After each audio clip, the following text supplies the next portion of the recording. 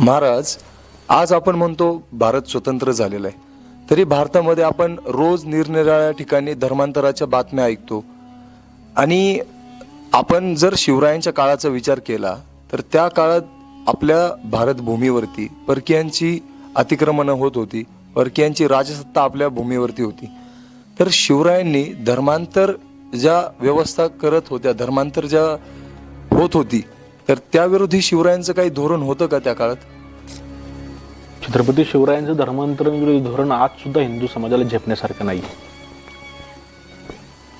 ज्यावेळेस अखंड भारतवर्षामध्ये इस्लामी आणि ख्रिश्चन आक्रमकांनी काय केलं, या देशातल्या हिंदूंवरती प्रचंड अत्याचार केले. त्यासाठी त्यांनी एकतर त्यांचा धर्म स्वीकारावा म्हणून, त्यांनी प्रचंड कर द्यावा म्हणून, व त्यांच्या कत्तली केल्या गेल्या. हे सगळं का होत होतं? हिंदूंचा छळ करण्यासाठी. या देशामधून जे आपल्या देशामध्ये जवळजवळ 400-500 वर्ष हिंदूंचा छळ सोडून काहीच झालं नाही. मग त्या ख्रिश्चन राजवटी असो नाही तर इस्लामिक राजवटी असो, त्याचे हजारो लाखो पुरावे आपल्यासमोर आहेत. छत्रपती शिवरायांच्या काळामध्ये सुद्धा हे अनन्वित अत्याचार कमी झाले नव्हते. जेव्हा पोर्तुगीज व्हाईसरॉयने आदेश काढला गोव्यात फक्त रोमन कॅथलिक ख्रिश्चन लोक राहतील, जे ख्रिश्चन नाहीत त्यांनी गोवा सोडून निघून जावं, किंवा त्यांच्या कत्तली करण्यात येतील, त्यांची मुंडकी छाटण्यात येतील, किंवा त्यांना ख्रिश्चन व्हावं लागेल.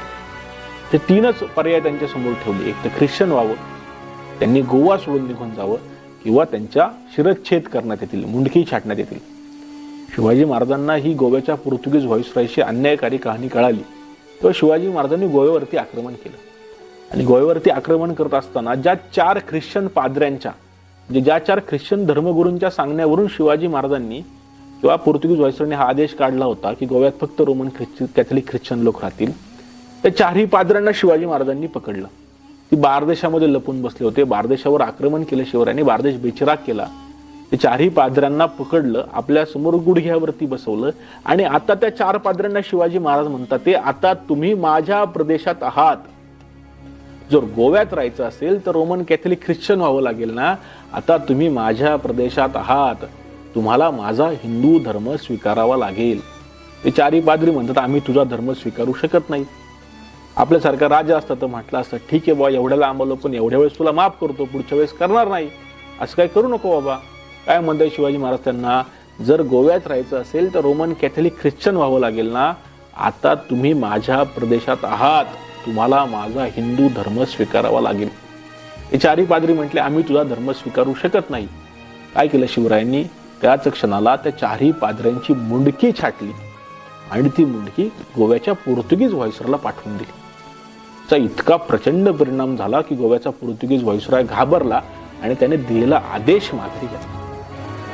असंच शिवाजी महाराजांनी वसईच्या बाबतीत केलेलं आढळतं. मोरपंत पिंगळेंना छत्रपती शिवाजी महाराजांनी वसईवरती आक्रमण करायला सांगितलं. खरं तर वसईच्या इंग्रजांसोबत शिवरायांचा तह अगोदरच होऊन गेला होता आणि त्या तहामध्ये त्यांनी तोफगळे, दारू वगैरे काही ना काही रक्कम देण्याचं कबूल केलं होतं. पण यावेळी छत्रपती शिवरायांनी वसईवरती आक्रमण करून वसईच्या इंग्रजांच्या प्रांतावरती चौथाई वसवली.